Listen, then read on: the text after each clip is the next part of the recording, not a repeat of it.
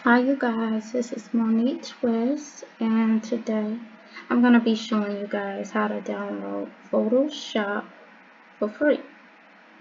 I will leave a link to this program in the description. If you like this video, don't forget to like, subscribe, and comment down below.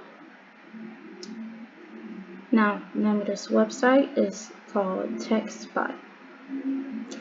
So what you want to do, come down here. If you have Mac or Windows, click on this. For example, I have Windows, so wait for it to download.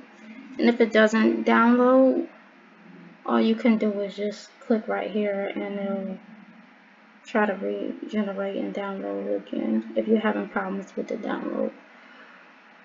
Okay, and also once you install it, it will ask for a serial number here. The same thing with Mac. Once they ask for it, you will put the numbers in. It's just that simple. That's all I have for you guys.